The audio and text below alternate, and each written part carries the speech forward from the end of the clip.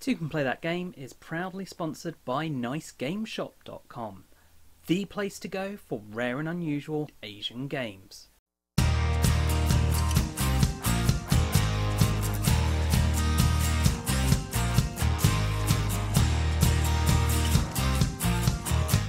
Hi, I'm Michael and welcome to this paid preview of Carcosa by One Free Elephant, a tile laying game of using cultists to control ley lines, build districts and perform rituals, all in order to please the king.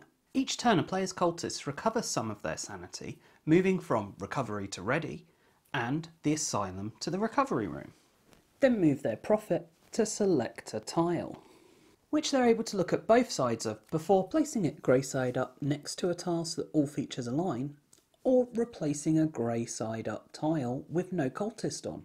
The player can then optionally place a cultist that is ready on a feature of the tile that they just placed, either stood up on a ley line, district or ritual site, or laid down in Lake Hallie. You then resolve any tiles where features have completed, flipping the tile to its stable side and gaining any benefits for controlled features. Ley lines are completed when the path is closed on both ends or forms a loop. They allow you to spend power to gain ritual stones that will give you a one-use special power you can use later on. And if connected to an empowered conflux, gain power too. Either way, the cultist goes mad and is placed in your asylum. Ritual sites are completed whenever the tile stabilises or if it is surrounded by other tiles. It gives you 1 power plus 1 per surrounding tile. The cultist goes mad and is placed in your asylum. If the ritual site has a feaster, instead of going mad, the cultist is devoured, as are any others in the connected lake, giving the owner power for each. The ritualist still gets power as normal for the ritual site.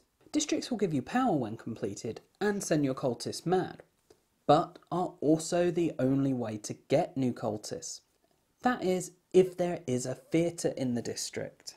If a player manages to go all the way around the power track, then they can no longer gain power, but instead begin summoning the King in Yellow.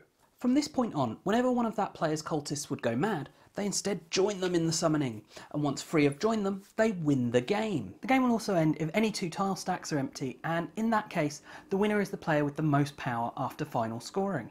The box and tile art both have an otherworldliness about them that really fits in nicely with the theme of the game.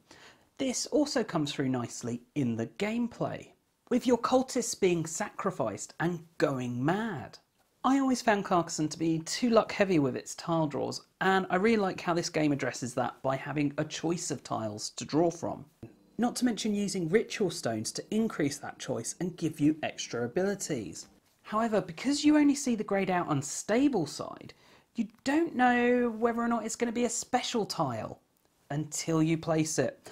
And then you're the only one who knows just how valuable that tile will be when it completes, which gives a nice level of excitement as you draw a tile and look at the stable side.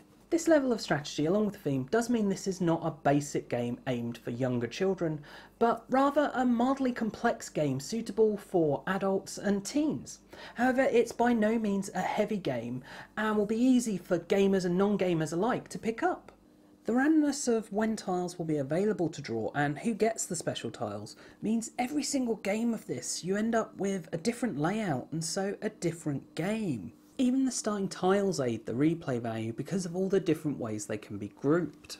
I find the scaling really interesting in this game, as although it plays great with all the different player numbers, it's actually designed so that the likely end condition is different, but to keep the game time more consistent. 4, it will tend to end due to piles running out, making it just about having the most points.